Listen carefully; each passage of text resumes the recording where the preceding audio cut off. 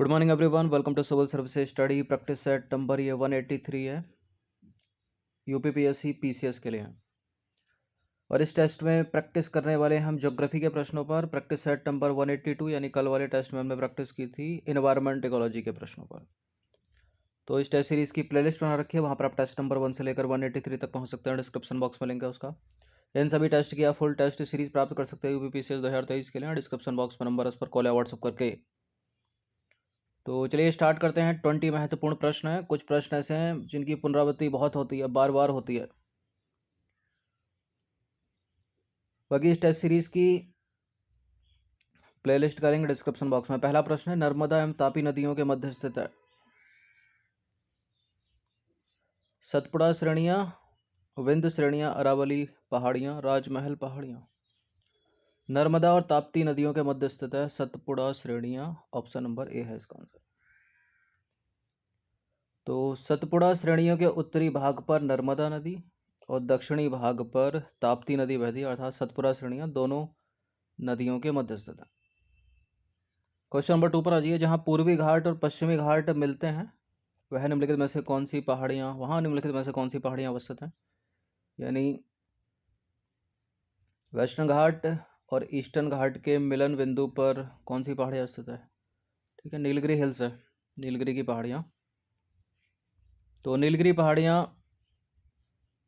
भारतीय प्रायद्वीप के पूर्वी घाट तथा पश्चिमी घाट के मिलन बिंदु पर स्थित है। नीलगिरी पहाड़ियों को ब्लू माउंटेन भी कहा जाता है और इसकी सर्वाधिक ऊंची चोटी कौन सी है नीलगिरी की? दोड्डा बेट्टा। ये नंबर इस पर कॉल या व्हाट्सएप करके आप फुल सीरीज से जुड़ सकते हैं।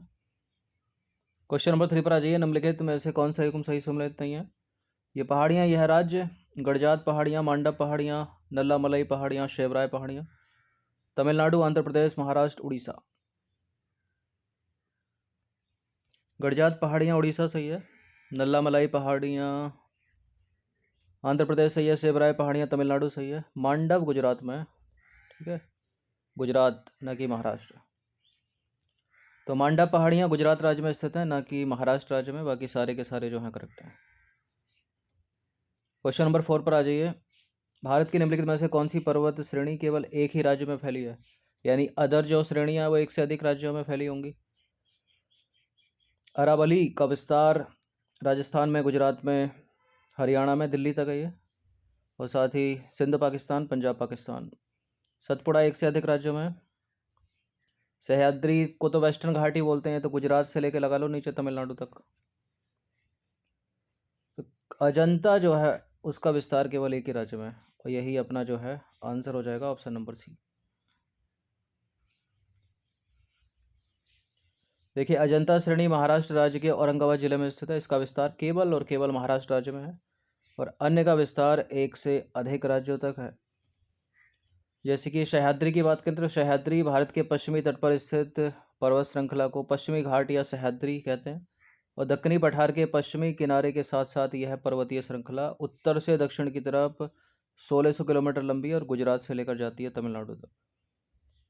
सतपुड़ा श्रेणी की बात करें तो यह श्रेणी नर्मदा एवं तापी की दरार घाटियों के बीच राजपीपला पहाड़ी, महादेव पहाड़ी और मैकाल श्रेणी के रूप में पश्चिम से पूर्व की ओर विस्तृत है और पूर्व में इसका विस्तार छोटा नागपुर पठार तक। यह पर्वत श्रेणी एक ब्लॉक पर्वत है जो मुख्यतः ग्रेनाइट बेसाल्ट चट्टानों से निर्मित है और इस पर्वत श्रेणी की सबसे ऊंची चोटी है धूपगढ़, जिसकी ऊंचाई कितनी 1350 मीटर, जो महादेव पर्वत पर स्थित है। देखिए, सतपुड़ा पहाड़ी क्षेत्र मध्य प्रदेश और महाराष्ट्र राज्यों में 900 किलोमीटर तक प्रायद्वीप भारत के सबसे चौड़े क्षेत्र में जो है फैला हुआ है। ठीक है, अब बात करते हैं अरावली की। तो अरावली भारत के पश्चिमी भाग राजस्थान में स्थित एक पर्वतमाला है जिसे राजस्थान में आडावाला पर्वत के नाम से भी जाना जाता है और भारत की भौगोलिक संरचना में अरावली जो है प्राचीनतम पर्वत श्रेणी है जो गोंडवाना लैंड का अस्तित्व है और यह संसार की सबसे प्राचीन पर्वत श्रृंखला है जो राजस्थान को उत्तर से दक्षिण की ओर दो भागों में बांटती है और इस पर्वत श्रृंखला का विस्तार राजस्थान, गुजरात, हरियाणा, पंजाब पाकिस्तान, सिंध पाकिस्तान और भारत की राजधानी दिल्ली तक है। क्लियर। क्वेश्चन नंबर 5 पर आ जाइए। निम्नलिखित में से किस नदी का जल ग्रहण क्षेत्र सर्वाधिक है? इनमें से तो सोन नदी का सर्वाधिक है, बी है इसका आंसर। तो दिए गए विकल्पों में सोन नदी का जल ग्रहण क्षेत्र सर्वाधिक है। सोन नदी का जल ग्रहण क्षेत्र है लगभग 70,055 वर्ग किलोमीटर। बाकी महानदी के जल ग्रहण क्षेत्र की बात करें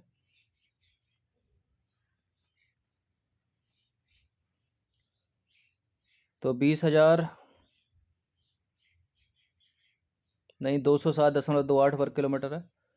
और रामगंगा का जल ग्रहण क्षेत्र की बात करें तो 30,811.48 वर्ग किलोमीटर है। और गंडक नदी का जल ग्रहण क्षेत्र की बात करें तो 45,731 है। कुछ प्रिंटिंग मिस्टेक सी लग रही है क्योंकि 20,000 होना चाहिए कम से कम। ठीक है, चलिए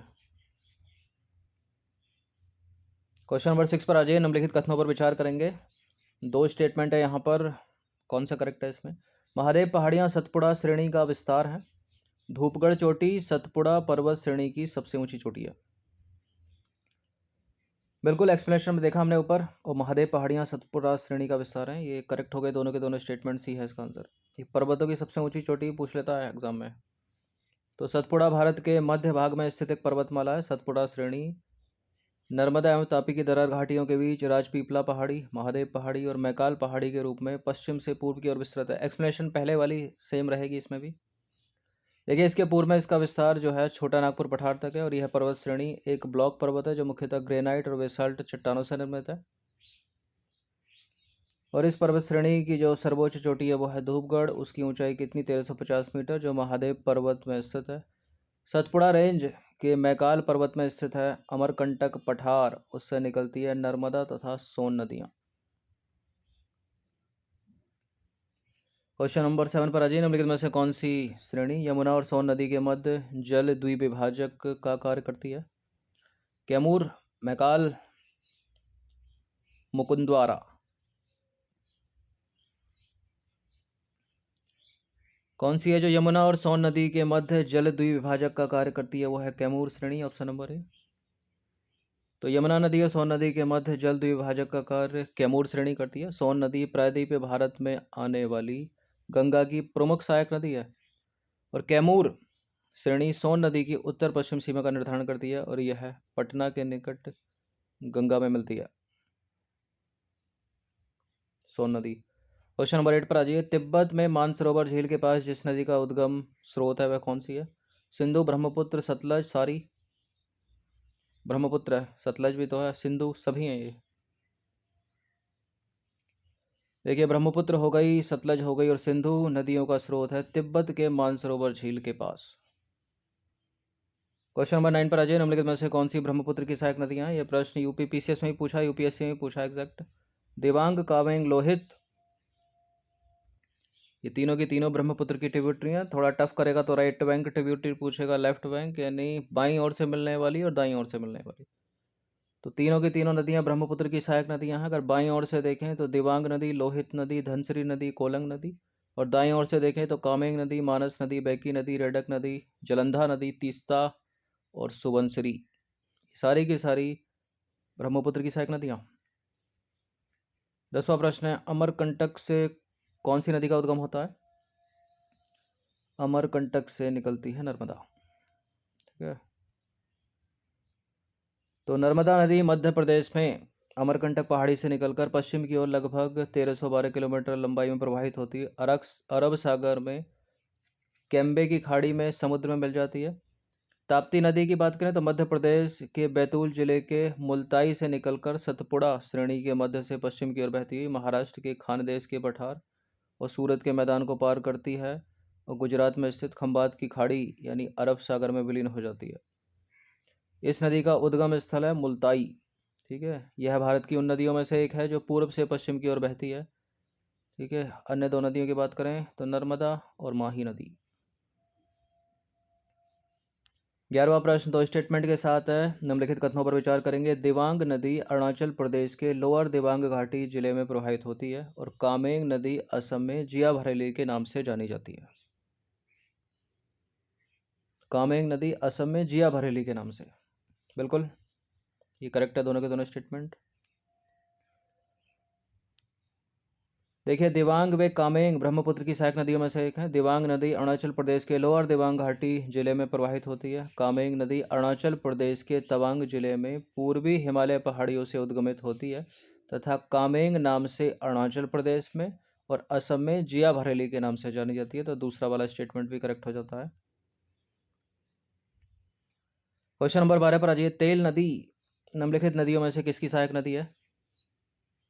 बताइए। घाघरा, गंडक, कमला, महानदी।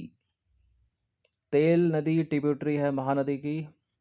तो तेल नदी महानदी की सहायक नदी है और यह नदी मात्र 8 किलोमीटर तक प्रवाहित होती है और यह उड़ीसा राज्य की प्रमुख नदी है। महानदी की अन्य सहायक नदियों में शिवनाथ, जोंक, मांड आदि प्रमुख हैं। क्वेश्चन नंबर 13 पर आ जाइए। किस नदी की घाटी गहरी खड्ड भूमि के लिए विख्यात है? कौन सी है इसमें? उस नदी का नाम है चंबल नदी, ऑप्शन नंबर सी। चंबल नदी मध्य प्रदेश के मालवा पठार में मऊ के निकट से निकलती है और उत्तरमुखी होकर यह एक महाखड्ड में बहती हुई राजस्थान में कोटा पहुंचती है, जहां इस पर गांधी सागर बांध बनाया गया है। और चंबल अपनी उत्खात भूमि वाली भू आकृति के लिए जो है प्रसिद्ध है। हगरी रिवर, हगरी निम्नलिखित में से किसकी सहायक नदी है? भीमा, गोदावरी, कृष्णा, तुंगभद्रा। तुंगभद्रा की ट्रिब्यूटरी है हगरी, डी है इसका आंसर। पीसीएस में पूछा जा चुका है प्रश्न।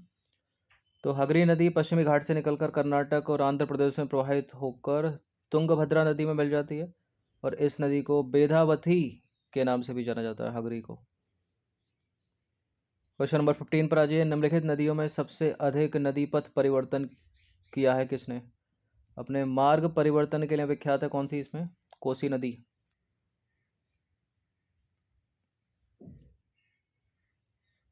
देखिए कोसी अपनी भयंकर बाढ़ तथा बार बार मार्ग परिवर्तन करने के लिए विशेष रूप से जानी जाती है और भारत की सभी नदियों में कोसी नदी ने सर्वाधिक बार जो है अपने प्रवाह मार्ग को बदला है और बाढ़ का कारण बनती है ये। नंबर 16 पर आ जाइए। निम्नलिखित को सुमेलित कीजिए। यह नदियाँ, यह उनका उद्गम स्थल। महानदी, नर्मदा, कृष्णा, गोदावरी। मिलान कर दीजिए। नीचे दिए गए कूट की सहायता से सही उत्तर का चुनाव कीजिए। नर्मदा कहाँ से निकलती है? देखिए नर्मदा तो अमरकंटक से निकलती है। बी का 4 दो में है, जहाँ जहाँ नहीं है उसको एलिमिनेट कर दीजिए। महानदी निकलती है, देखिए कृष्णा निकलती है महाबलेश्वर से।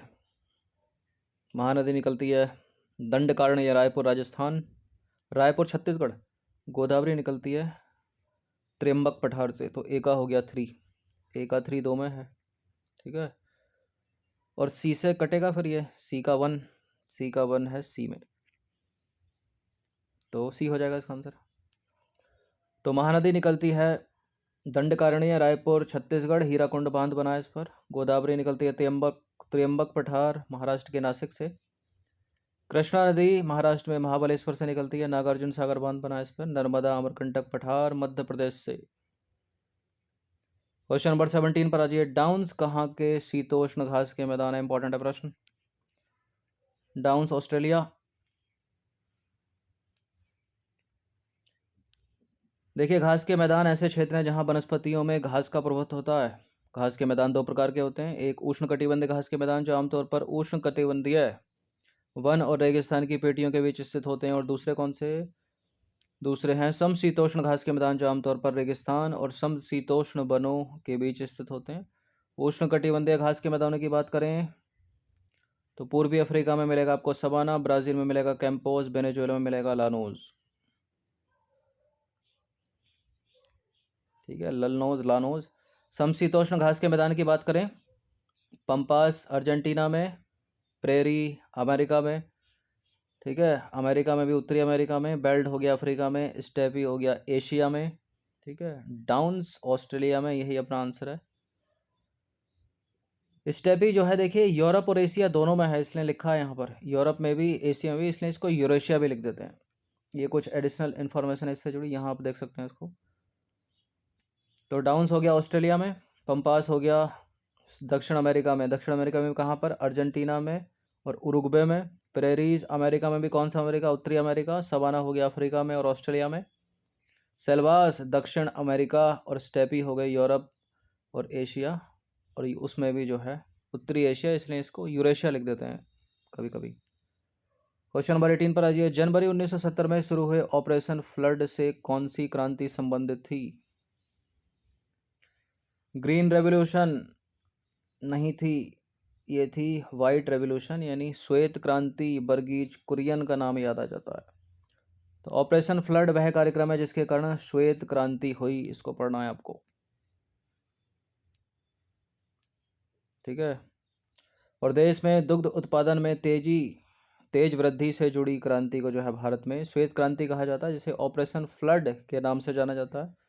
और श्वेत क्रांति काल का उद्देश्य क्या था? भारत को दुग्ध उत्पादन में आत्मनिर्भर राष्ट्र बनाना। और भारत विश्व में दूध का सबसे बड़ा उत्पादक है आज की डेट में। और डॉक्टर वर्गीज कुरियन को भारत में श्वेत क्रांति के जनक के रूप में जाना जाता है। कुछ एडिशनल इन्फॉर्मेशन जैसे कि हरित क्रांति, भूरी क्रांति, इसको पढ़ लीजिएगा, और स्वर्ण क्रांति भी। अब चलते हैं हम अपने क्वेश्चन नंबर 19 पर। निम्नलिखित कथनों पर विचार करेंगे, दो स्टेटमेंट के साथ बताइए कौन सा करेक्ट होगा। सेल जो है वो बलुआ पत्थर से कायांतरित होता है, जबकि क्वार्टजाइट स्लेट से कायांतरित होता है। कायांतरण या रूपांतरण एक ही बात है, ठीक है। कायांतरण तब होता है जब विवर्तन की गतिविधियों द्वारा सेल भूमि के नीचे चली जाती है। बिल्कुल, ये बात तो सत्य है। पहली बात गलत हो गई क्योंकि उल्टा पुल्टा लिखा है। जो क्वार्टजाइट है वो बलुआ पत्थर से कायांतरित होता है और सेल जो है वो स्लेट से कायांतरित होता है। अब पूछा करेक्ट है तो पहला तो इनकरेक्ट हो गया, केवल दूसरा वाला जो है करेक्ट हो जाएगा, तो बी है इसका आंसर।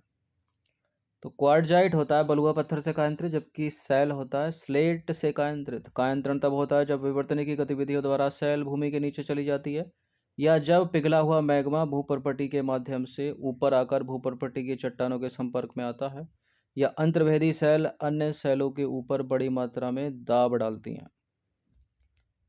देखिए, पिघले हुए मैग्मा के साथ अवसादी सेलों की निकटता से जो है कायांतरित सेलें निर्मित होती हैं, और बिना किसी महत्वपूर्ण रासायनिक परिवर्तन के विखंडित और वियोजित होने के कारण चट्टानों के भीतर मूल खनिजों का यांत्रिक विघटन और पुनर्गठन गतिशील कायांतरण कहलाता है। फॉर एग्जाम्पल, संगमरमर बनेगा, क्वार्टजाइट बनेगा, शिस्ट बनेगा।